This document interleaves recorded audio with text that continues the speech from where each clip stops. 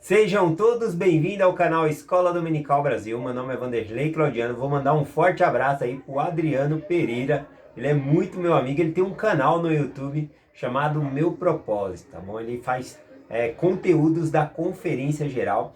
Ele deixou um conteúdo já essa semana aí, que é 10 minutinhos só a mensagem, falando sobre um discurso da conferência. Vale a pena. Eu vou deixar aqui no final da descrição do meu vídeo o link do canal dele, tá bom? Vão lá, se inscrevam no canal dele. Quando eu indico um canal aqui, é muito importante que vocês vão lá e se inscrevam nesse canal, tá bom? Porque mesmo que você não tenha tempo de estar acompanhando o canal, é importante você se inscrever. Porque o YouTube, ele só reconhece ali um canal para ele começar a compartilhar com mais pessoas a partir dos 1.000 inscritos. Então nós precisamos ajudar pessoas que propagam o Evangelho, que compartilham mensagens do Evangelho, a alcançar os 1.000 inscritos aí, tá bom? Para que o Evangelho ele chegue cada vez mais a mais pessoas, tá bom? Inclusive eu me inscrevo em canais de pessoas que não são membros da igreja também, que compartilham o Evangelho. Eu vou lá e me inscrevo. Quando eu não tenho tempo de acompanhar, eu vou lá, né, por causa do meu tempo aí escasso, eu vou lá e desativo o sininho, mas eu não saio da inscrição do canal, porque eu sei que é importante estar inscrito lá no canal, tá bom? É equivalente, por exemplo, os missionários pediam uma referência para vocês, de alguém para ensinar, né, e você não tem tempo de ir lá com os missionários, por causa da sua vida corrida. Mas por causa disso, você não vai dar o nome de quem os missionários devem ir lá ensinar? Não, né? Você vai dar a referência. Então, por mais que você não tenha tempo de acompanhar um canal no YouTube, é muito importante você se inscrever nele, tá bom? Para ajudar aquele canal a ter mais visibilidade. O evangelho ele vai ser espalhado para mais e mais pessoas. Então, eu quero que todos vocês que me acompanham aqui nessa mensagem se inscrevam no canal do Adriano aí, tá bom? Meu propósito. Então, é um pedido aí meu para vocês. Eu quero avisar também que essa mensagem aqui que eu vou compartilhar com vocês vai ficar um pouquinho longa hoje, mas tem uma mensagem muito profunda. Eu estava estudando e eu senti que eu devo compartilhar essa mensagem. Ficou muitas designações para fora aqui, porque a designação era grande e eu não conseguia compartilhar tudo com vocês. O vídeo acaba ficando muito longo, mas tem alguns detalhes que vai ajudar, se você acompanhar aqui, vai te ajudar a entender melhor o Velho Testamento e ajudar a te ter uma conexão maior com Deus, tá bom? Então não posso deixar de ensinar. Se você, como hoje é domingo aí, né, dia do Senhor, você pode ter um tempo a mais, você pode assistir esse vídeo com mais calma aí, tá bom? Assiste em 3 vezes, você vê aí. Bom, mas é muito importante essa mensagem que eu vou compartilhar com vocês aqui. E no final tem algo que eu senti muito forte que eu devo compartilhar com vocês. Então fiquem aí até o final. Eu vou começar aqui a designação do Vem Segue compartilhando com vocês Gênesis capítulo 16, o versículo do 8 ao 9. O que está acontecendo aqui, né? Só quero falar também que tá tendo barulho aqui fora, né? Porque tá tendo festa, é final de semana. Então, às vezes, o vizinho aumenta o som, às vezes abaixa o som. Então, eu não tenho como controlar, né? O ambiente não é controlado. Então, fica um pouco de barulho aí. Então, prestem mais atenção na voz do que no som, né? Se ele aumentar ou o barulho aí externo, tá bom? Então, vamos lá. Eu vou compartilhar com vocês Gênesis capítulo 16, versículo 8 e o versículo 9. O que está acontecendo aqui? Bom, Saria, né? Sara, ela não podia ter filhos. Então, porque ela era estéril. Então ela deu ao marido dela a serva dela, né? Ela deu para Abraão uma serva que ela tinha, que era uma serva que eles adquiriram lá no Egito, né? Agar. Agar, ela era egípcia. Então ela foi lá e consentiu e deu, né, a serva dela para que Abraão tivesse um filho. Então, ou seja, ele contraiu ali, né, uma segunda esposa para que ele pudesse ter filho, tá bom? Só que o que acontece, né? Essa serva Agar, ela engravidando de Abraão, e vendo que estava grávida e que isso era uma alegria, né, para Abraão, ela começou a desprezar a senhora dela, né, a Sarai, né? A Sara ali, ela começou a desprezar a Sara. E aí Sara foi e se queixou, né, para Abraão: olha, ela está me humilhando, né? Ela é minha serva e ela está me humilhando, porque ela está te dando um filho e eu não estou. né? E aí Abraão pega e fala, olha, ela é tua serva ainda, né? Fala com ela, né? E aí ela vai lá e começa, né? Não um castigo físico, mas ela começa a ser duro com Agar, né? Talvez ali, se fosse em nossas épocas, colocava Agar para lavar os banheiros, fazer muitas coisas, e ela estava grávida, né? Então o que que Agar faz, né? Ela sente toda essa humilhação, né? Primeiro ela que estava humilhando ali a senhora dela, né? E depois quando ela é humilhada, então ela não aguenta essa humilhação e ela foge. Ela foge para um lugar e um anjo de Deus vem ali interceder, né? Ele vem interceder ali e pede para que ela volte, né? Para Abraão e para a família lá de Abraão, tá bom? E ela estava grávida na ocasião. O versículo diz o seguinte aqui. E disse, né? Aqui é o anjo dizendo a Agar. E disse, Agar, serva de Sarai, de onde vens e para onde vais? E ela disse, venho fugida da face de minha senhora Sarai. Então lhe disse o anjo do Senhor, retorna para a tua senhora e humilha-te debaixo de tua mão. Né? Esse é um texto bem complicado assim para se entender, porque Abraão ele contraiu muitos servos, né? Principalmente quando ele desceu lá para o Egito, ele ganhou muitos servos ali também, negociando. Então naquela época, na cultura, você conseguia comprar uma pessoa para ela ser serva, né?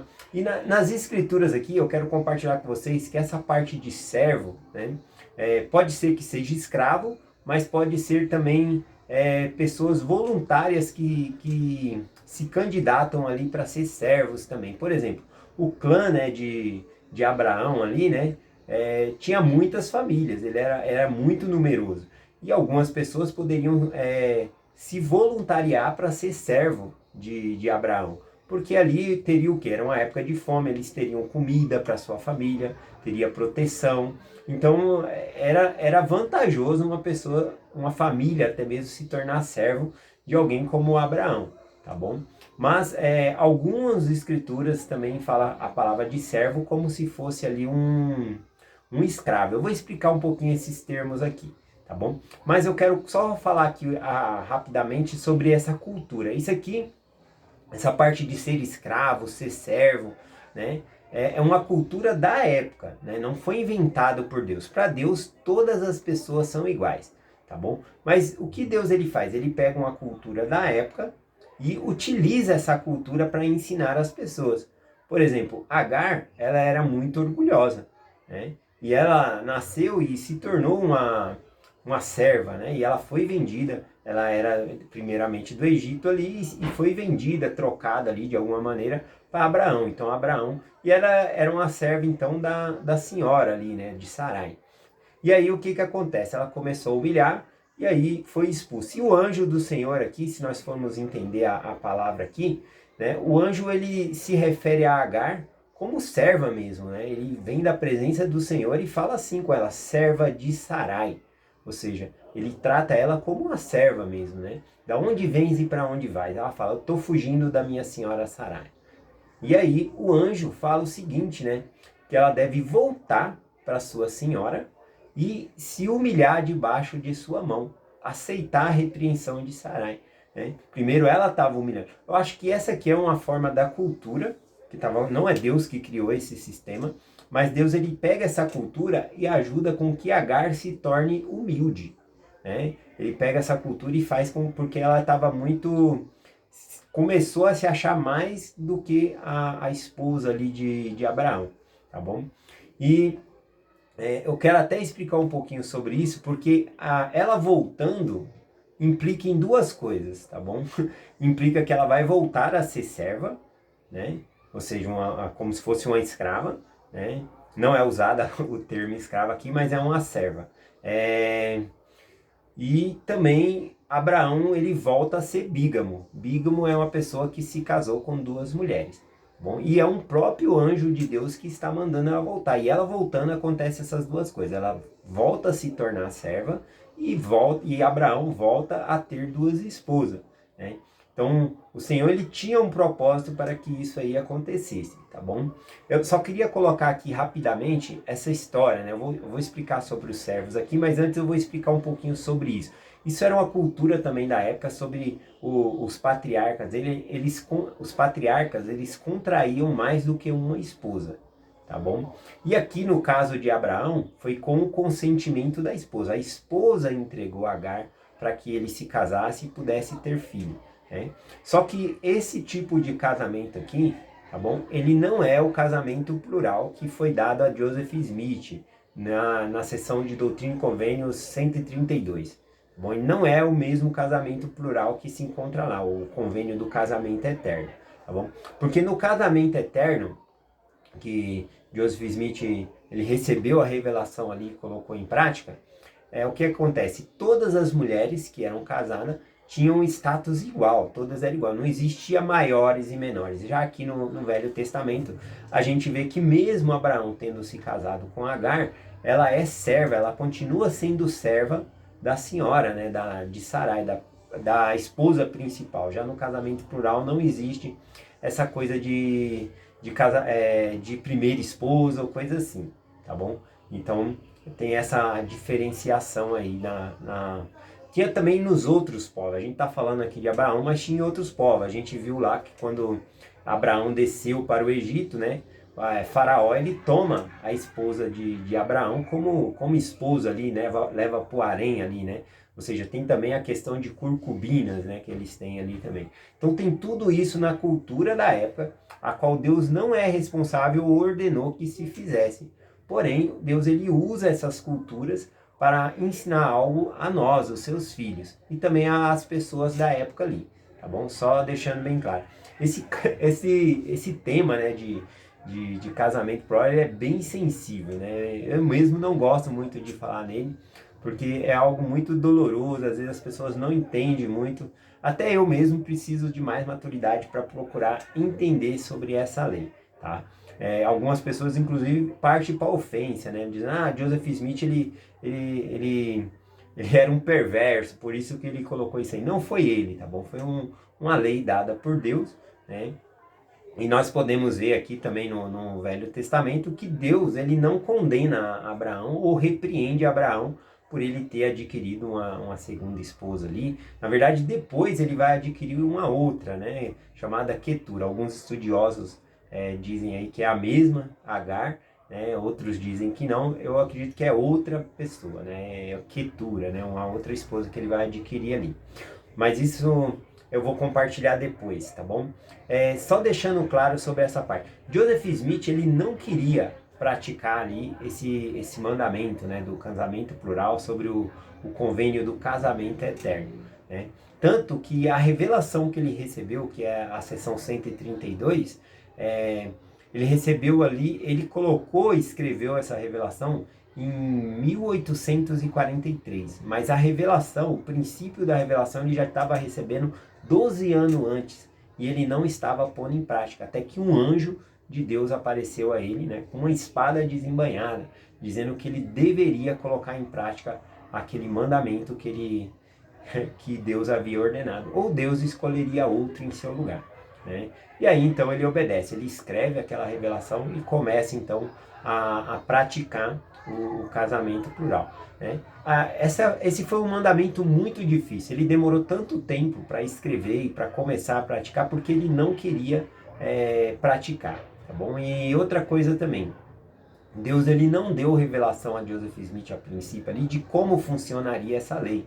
Então ele fez da maneira que ele achou que ele se esforçou, ele fez o melhor que ele pôde. Inclusive, não existe relatos, né, na história da igreja de Joseph Smith que ele teve filho com outras mulheres ou que se deitou com outras mulheres, tá bom? O casamento que ele havia contraído era para a eternidade, casamento para a eternidade, né? Então ele não tocava nessas mulheres. Quando Joseph Smith morreu, eu tô respondendo algumas coisas aqui porque teve algumas perguntas para mim a respeito disso, né, nesse texto aqui, tá bom? Então eu tô respondendo aqui para vocês. Quando Joseph Smith morreu, Emma, ela pegou uma mecha do cabelo de Joseph Smith e ela tinha um medalhão no peito, né? Aqueles medalhão que abre e fecha.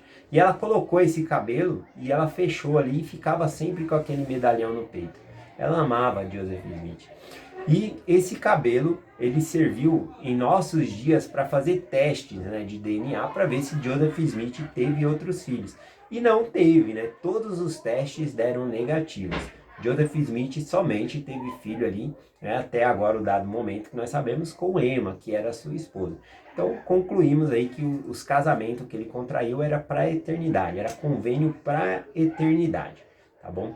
Só fazendo essa colocação aí. Então, vou voltar aqui rapidamente para a palavra servo na escritura aqui, tá bom? Eu acredito que na parte aqui que o anjo fala para ela voltar, para Agar voltar para Sara e se humilhar debaixo de sua mão, porque ela era muito orgulhosa. Então Deus utilizou dessa cultura da época para quebrar esse orgulho dela, né, para que ela pudesse ser mais humilde, né? Então essa foi a primeira vez que ela fugiu, né, da presença de Abraão e Sara ali, e o anjo manda voltar.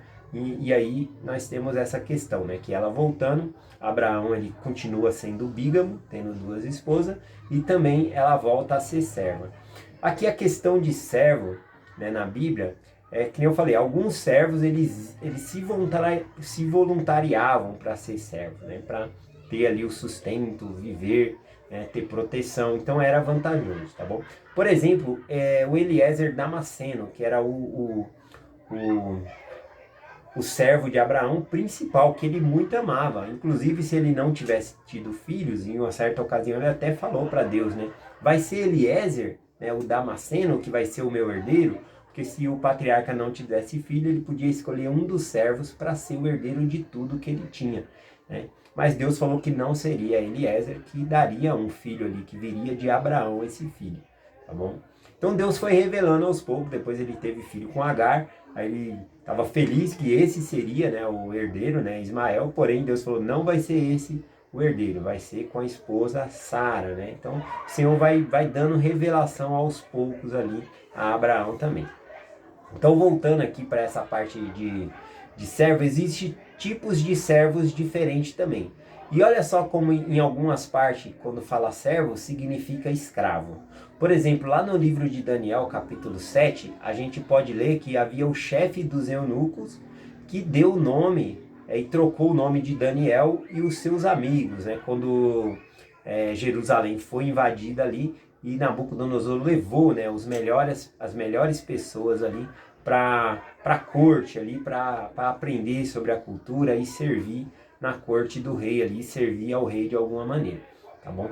Lembrando que Daniel, ele era contemporâneo aí de Nefe, tá bom? Só que Deus ele deu a revelação antes, a família de Leí, eles saíram de Jerusalém antes que Jerusalém fosse destruída e Nabucodonosor levasse essas pessoas presas aí. Se a família de Leí não tivesse saído, possivelmente Nefe seria um dos que estariam lá com Daniel e o nome seria trocado também.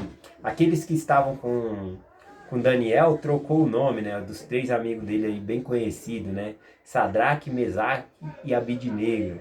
O nome deles eram Ananias, Misael e Azarias, né? O nome de Daniel também foi trocado, é o nome mais difícil de falar aqui, Beltesazar, é o nome mais difícil. Mas quando fala aqui o chefe dos eunucos, eunuco é um tipo de servo, tá bom? Castrado, era um servo que servia perto da rainha. Então era um servo que tinha que ser castrado. Por quê? Porque senão o rei temia que a sua rainha fosse infiel, né? Ou suas concubinas ou esposas que eles tinham ali secundária, fosse infiel e começasse a ter filho com os servos dele.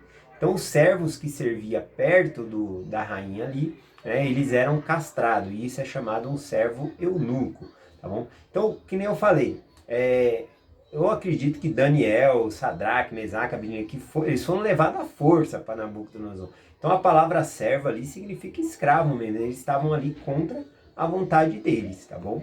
Porém, eles utilizam aquele tempo, aquele local que eles estão para prosperar, né? Para fazer a vontade de Deus. A gente ainda vai estudar um pouco sobre isso mais para frente, tá bom? Então só estou falando dos tipos de servo aqui. Por exemplo, esse tipo de eunuco, Jesus Cristo mesmo ensinou que tipo de servo era eunuco, né? Ele compartilhou em Mateus 19:12, diz assim, ó: porque há eunucos que assim mesmo nasce desde o ventre da mãe, né? As criancinhas já nasciam ali e eles castravam, né, a criancinha, tiravam o órgão genital porque aquele era separado para servir ali junto da rainha, né? E Jesus continua dizendo assim: há eunucos que foram castrados pelos homens, né, que já eram grandes e foram castrados. E há eunucos que se castram a si mesmo, né? Então, Jesus Cristo está ensinando aqui sobre essa parte de eunuco aqui, que é um tipo de servo. Tem também em Atos 8, 27, quando Filipe ele batiza um eunuco. Esse eunuco aqui que Filipe batiza, ele era subtendente da rainha dos Eutípes, né? Então ele era eunuco porque ele servia a rainha dos Eutípes ali, mas ele se converte ao evangelho, estava lendo o livro de Isaías, aí Filipe vem, ensina para ele sobre o que ele estava lendo ali, e ele entra nas águas e é batizado. É um eunuco aí, é um tipo de servo, tá bom? Nós temos também a questão, por exemplo, muitas pessoas falam, mas na época de Joseph Smith tinha escravo. Joseph Smith era contra, né? Mas a cultura da época ali tinha escravos, né? As pessoas se batizavam e tinham seus escravos. No Novo Testamento nós vemos a mesma coisa, né? Por exemplo, lá na carta de Filimão, 1 versículo 16, Paulo ele fala com Filimão, manda uma carta, porque enquanto Paulo estava preso, ele batizou um homem chamado Onésio. E esse Onésio, ele era servo de Filimão e ele fugiu, né? Ele fugiu ali, ele era um escravo e fugiu.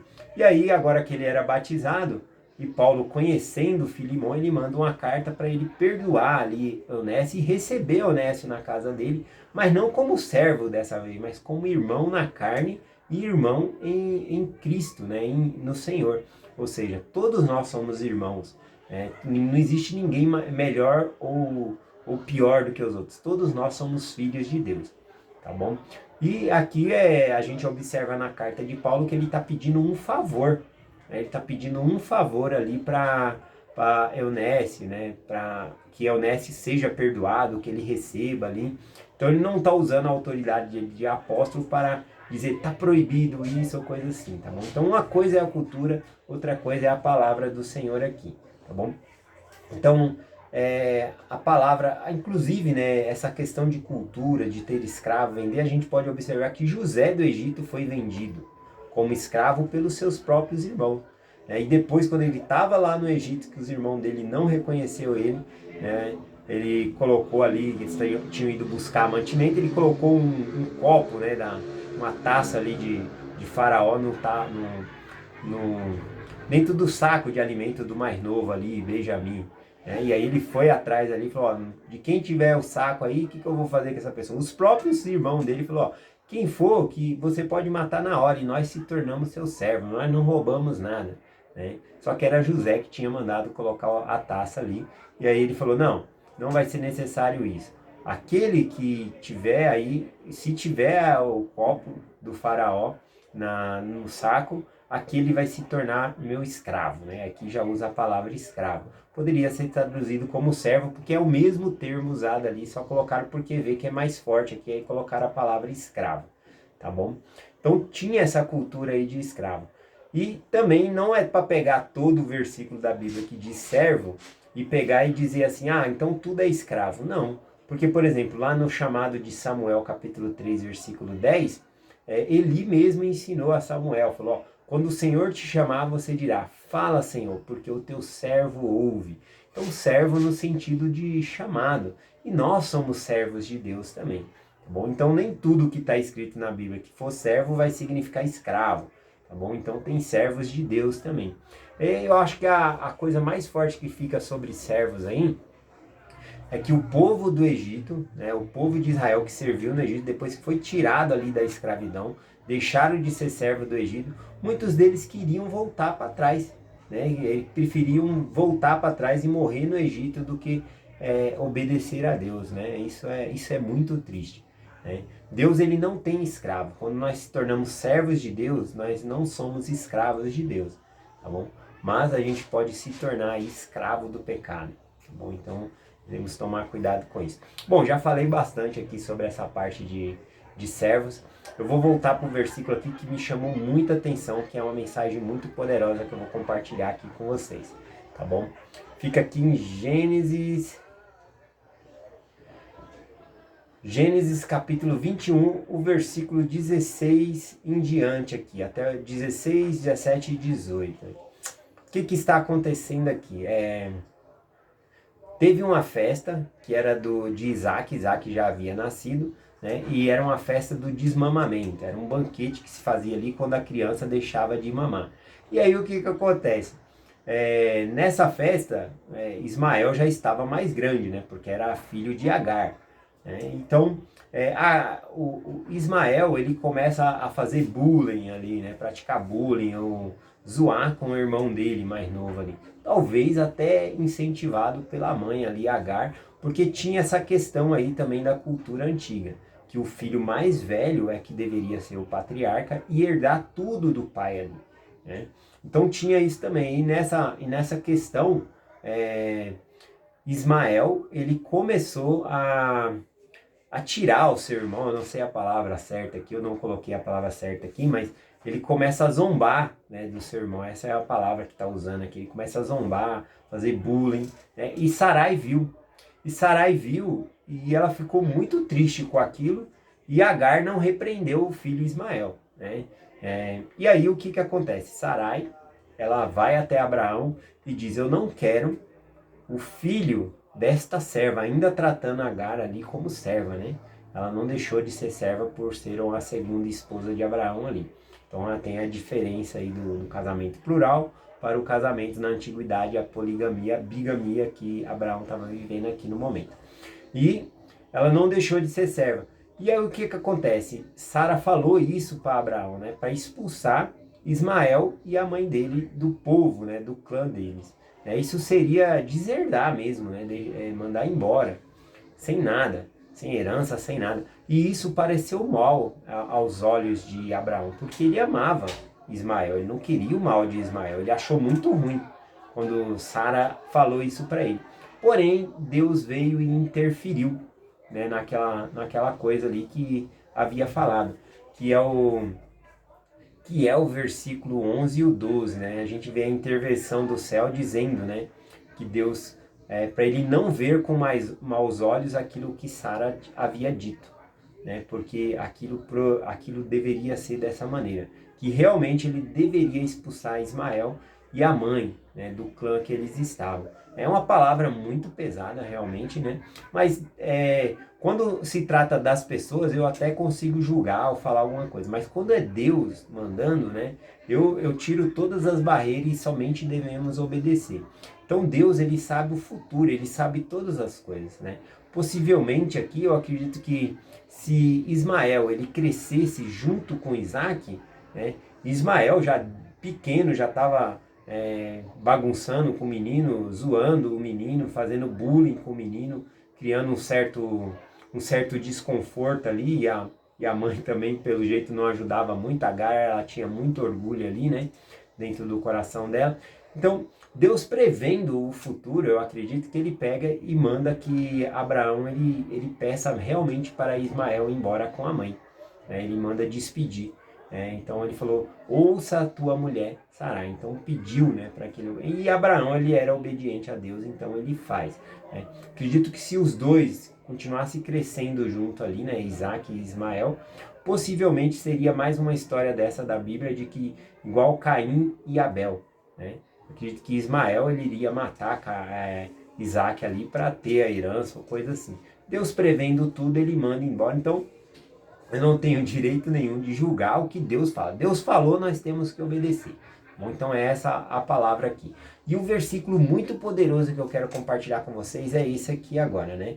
Porque Abraão, ele dá ali um cântaro de água, né, para Agar, e dá comida, né, para eles ir no deserto e ir para outro lugar. Né? Eles já eram acostumados a ir de um lugar para o outro, mas eu não sei porquê. Eu não sei se ela se perde ou o que ela faz ali, ou se ela não prestava atenção durante as viagens, mas ela acaba indo para um lugar muito deserto e acabou a água dela, acabou o recurso, e ela pega o filho dela, né, tinha acabado a comida, a água, e coloca ali, né, embaixo de uma sombra, e ela se afasta, né, para esperar a morte do menino ali. Eu vou ler o versículo aqui para nós podermos entender melhor. Eu vou ler aqui, Gênesis capítulo 21, versículo 16, 17 e 18. E foi-se e assentou-se em frente, afastando-se a distância de um tiro de arco, porque dizia: que eu não veja morrer o menino. E assentou-se em frente, e levantou a voz e chorou. E ouviu Deus a voz do moço, e brandou o anjo de Deus a Agar desde o céu e disse-lhe: que tens, Agar? Não temas, porque Deus ouviu a voz do moço desde o lugar onde estás.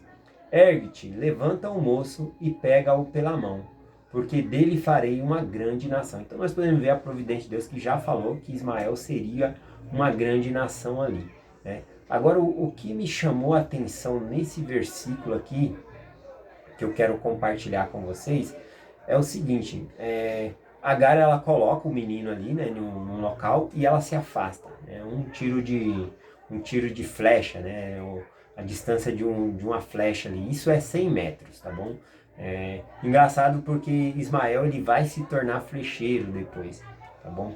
Então talvez Moisés, ao escrever o texto aqui, ele quis usar isso também. Então teve essa distância, né? Ela falou: não quero ver ele morrer, então eu vou me afastar aqui. Ficou a 100 metros longe ali.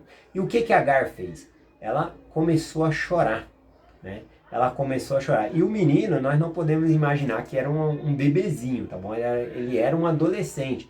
Lembrando que Isaac, que nasceu depois, já tinha feito 4 anos ali na ocasião da festa, tá bom? Então ele era um pouco mais adolescente ali. E ela põe ele ali desfalecido, né? Não perdendo a consciência, mas muito fraco por causa que não tinha água, não tinha o alimento. Mas o menino estava vivo ainda, e por isso que ela fala: eu não quero ver ele morrer, e se afasta. E olha só que interessante, né? No versículo diz que Agar começou a chorar. Ela ergueu a sua voz em choro. E aí um anjo de Deus apareceu. Olha o que esse anjo diz, né? Ele diz assim: ouviu Deus a voz do moço. Ué, por que Deus ouviu a voz de Ismael e não ouviu a voz de Agar? Interessante, isso me fez pensar um pouco. Por que será que ele ouviu a voz de... Porque o menino estava em uma situação mais crítica, né? Fisicamente ele estava mais debilitado, né?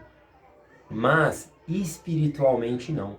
Espiritualmente eu acredito que enquanto Agar, ela estava chorando, Ismael estava orando. Porque o anjo vem e diz que Deus ouviu a voz do moço. Então, mesmo ele fraco fisicamente, ele estava forte espiritualmente. Ele aprendeu a orar, ele estava buscando a Deus ali, né? E o anjo fala uma segunda vez com ela ainda, né? Diz assim: não temas, porque Deus ouviu a voz do moço desde o lugar onde está. Mesmo naquele lugar que ele estava ali para morrer, fraco, decaído, Deus ouviu a voz dele. Ou seja, eu acredito que ele estava orando naquele local. Enquanto a mãe dele estava chorando, ele estava orando, exercendo a fé dele, pedindo a Deus ali algum socorro, tá bom? Então, o versículo ele é bem claro aqui. Onde ele aprendeu isso? Aí eu volto lá em Gênesis capítulo 18, versículo 19. Algo que Deus disse sobre Abraão, que eu gostaria que Deus dissesse de mim, que eu acredito que vocês gostariam de ouvir de Deus. É Gênesis 18, versículo 19, porque diz assim, falando de Abraão: porque eu o conheço, que ele há de ordenar aos seus filhos e sua casa, depois dele, que guarde os caminhos do Senhor, para agir com justiça e juízo, para que o Senhor faça vir sobre Abraão o que acerca dele falou. Então observe que Deus ele está falando. Em minhas próprias palavras, eu vou dizer aqui no versículo, né? Olha, eu sei, Deus falando, eu sei que Abraão, ele vai ensinar os seus filhos a andar no caminho do Senhor, a guardar os mandamentos do Senhor, a fazer oração. Então, nesse momento, a gente consegue observar que Deus, ele sabe que Abraão, ele ensinaria isso a seus filhos. E nesse momento que a gente volta para a escritura que eu acabei de compartilhar, a gente vê que Deus ouviu a voz do moço. Então eu acredito fielmente que Ismael ele estava orando, porque ele aprendeu com o pai dele que deveria orar. Aprendeu com o pai dele que ele deveria ter fé. e nesse momento esse recurso, ele usou esse aprendizado. Então é isso que nós devemos aprender. É isso, esse que é o ensinamento poderoso que eu queria compartilhar com vocês. Enquanto a mãe estava chorando, o filho estava orando. E o anjo aparece e diz: Deus ouviu a voz do moço. Né? Então, em muitos momentos aí de desespero, eu acho que não adianta a gente chorar. Adianta chorar, mas chorar no pé de Jesus. Se ajoelha, faz oração, derrama sua alma a Deus. Não derrame suas lágrimas à toa. Conversa com Deus. Faça a oração. Eu acho que esse é um grande aprendizado. Qual é o grande aprendizado? Ensinar nossos filhos a andar no caminho do Senhor. Ensinar nossos filhos a fazer oração.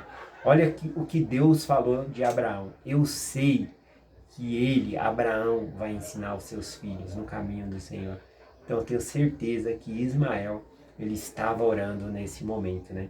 E olha só que recurso também. Quando nós ensinamos os nossos filhos, vai ter ocasião que eles vão nos ensinar. Por exemplo, você está sempre fazendo reunião familiar. Seus filhos vão pegar o hábito. E se você parar de fazer reunião familiar, seu filho vai vir falar com você: Ué, o pai não vai fazer reunião familiar, não? Por que o pai não está indo para a igreja? Pai, por que você não está indo para a igreja? Quando nós ensinamos nossos filhos, eles vão aprender isso e vai nos ajudar no momento para que nós possamos voltar também para o caminho do Senhor. Né? Um filho pode dizer para uma mãe: Mãe, você não vai orar comigo hoje? Então peguem o hábito de orar todos os dias com seus filhos, antes de dormir. E é assim que nós temos que ensinar. Não é somente falar, mas mostrar como. Se ajoelhe lá, faça a oração com os filhos. Então é esse o grande aprendizado que eu pude observar aqui, tá bom?